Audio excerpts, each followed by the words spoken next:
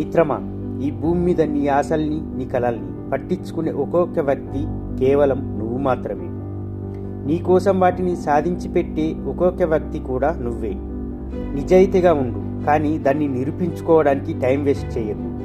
నిన్ను బాధించిన విషయాలన్నీ మర్చిపో, కానీ అవి నేర్పిన పాఠాలని మాత్రం ఎప్పటికీ మర్చిపోవద్దు. ఎలాంటి వ్యక్తులకైనా పరిమితులుంటాయి. నువ్వు ప్రాణాలతో ఉన్నంత వరకు నీ ముందుండే ఏ కష్టమైనా శాశ్వతం కాదు. అలాంటి కష్టాలను చూసి భయపడి ఏ నిర్ణయం తీసుకోకు. గొప్ప వ్యక్తివి కావాలంటే అత్యంత దారుణమైన పరిస్థితులు ఎదుర్కొనే సామర్థ్యం ఉండాలి. నువ్వే ఎప్పుడు కరెక్టు అనుకుంటే జీవితం నుండి ఏమి నేర్చుకోలేవు. ఓపికగా ఉండు. జీవితంలో గొప్ప మలుపులు ఎప్పుడు ఊహించకుండానే జరుగుతాయి.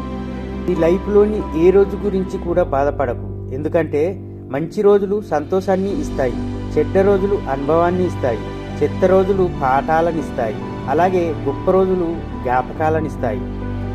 పిండించే గతాన్ని, బాధిస్తున్న వర్తమానాన్ని చూసి తలదించుకొని ఆగిపోకు. ఒక్కసారి తలెత్తి భవిష్యత్తు వైపు చూడు.